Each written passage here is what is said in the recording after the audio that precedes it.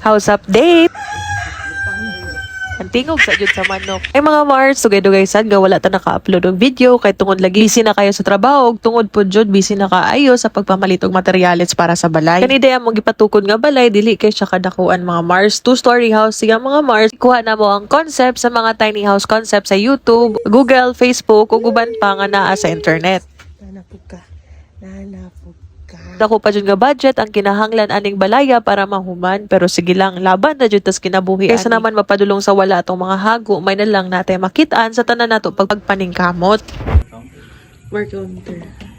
Sagaran, dagan mo sulti nga dead investment lagi daw ang pagpabalay. Well, laylay, jud tag opinion no, pero sa mua, dili na mo siya considered as dead investment. It's because sa nature sa mo ang work. Kami duwa sa akong bana, we're both BAs. Since work from home, may duwa sa akong bana o panggabi imong shift, kailangan jud na mo ang comfort, especially sa mong pagtulog. Kung kanang komportable sad mi sa mong workstation. And so, late February this year, nag-decide na jud mi duha nga sugdan na ang pagpatukod sa mong balay. Amo ang budget sa pagpatukod sa balay itong nagsugod mi, dili jud siya na kadako para jud nga mahuman jud fully ang balay. So mao na to among ginabuhat paunti-unti kapag nami makuha sweldo every 15, 30, amo siyang ginalabay diretso para sa materyales o para sa pagpasweldo sa mga tao. So ang mabilin na jud sa among sweldo is para lang sa among pagkaon, panggas o para sa among bills. Pero wala jud mi nagmahay ana kay puhon, makasulti na jud mi sa among kaugalingon nga aduna na jud mi sariling balay. So tara, house update na ta.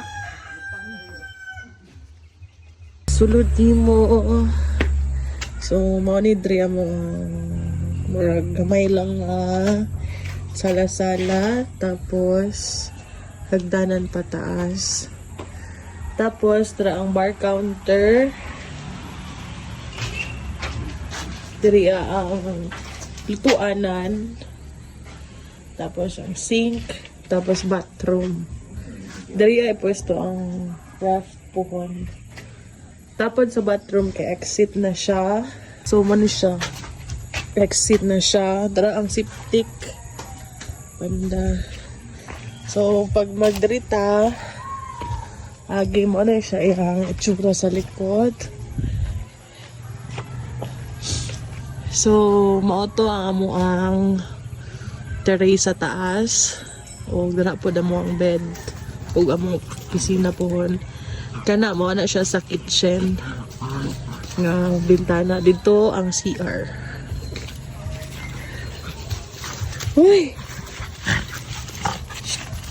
Puyo.